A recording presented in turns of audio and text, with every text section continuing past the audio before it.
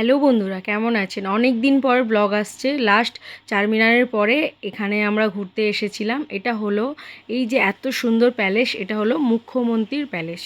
যদিও আমি ঠিক জানি না এখানকার মানুষের থেকে যেটা শোনা সেটা, কারণ ওই জায়গাটাতে কাউকে ভিজিট করতে দেয় না। কিন্তু এত সুন্দর প্যালেসটা জাস্ট দেখলে না মুখ থেকে ওয়াও বেরোবে। আর এই যে ডান দিকে এত সুন্দর লাইট জিনিস রয়েছে, গেট রয়েছে, এটাই হলো মেন দেখার আজকের সন্ধ্যের জিনিস। সেটা হচ্ছে হুসেন সাগর। হায়দ্রাবাদে যারা ঘুরতে যায় বা ট্রিটমেন্ট করতে গেলেও ছোটোখাটো কাছাকাছি জায়গা ঘোরার জন্য ভাবেন, তাদের জন্য কাছাকাছির মধ্যে কিন্তু এই হুসেন সাগর জায়গাটা ভীষণ ভালো একটা জায়গা। মোটামুটি বিকালের দিকে আসলে রাত 9টা-10টার মধ্যে এখানে যে অ্যাক্টিভিটিস আছে বা যা দেখার জিনিস আছে সবাই কমপ্লিট করতে পারবেন। এর ভিতরে ঢোকার নিয়ম, গেট থেকে ঢুকেই জাস্ট এইখানে কিউআর কোডে স্ক্যান করে টিকিট কাটতে হবে। যে টিকিটের দাম 30 টাকা পার পারসন, ছোট বড় সবার জন্য সেম।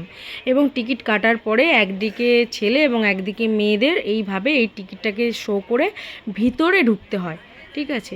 আর ওই যে লাইটটা জ্বলছিল, যেটা খুব সুন্দর এবং উঁচু দেখাচ্ছিল, সেটা হচ্ছে লেজার শো। তাছাড়াও এখানে প্রচুর অ্যাক্টিভিটিস আছে, যেমন ব্রেক ড্যান্স, তারপরে এই যে সামনে গরু বা মোষের পিঠে উঠে ভীষণভাবে ঘুরপাক খাওয়ায় এবং পড়ে যায়, এই অ্যাক্টিভিটিস। ফিশ পা, অ্যাস্ট্রোলজারও এখানে ছিল। এখানে এসেও মানুষ হাত দেখাতে ব্যস্ত। বিভিন্ন রকম খাবার জিনিসের দোকান ছিল।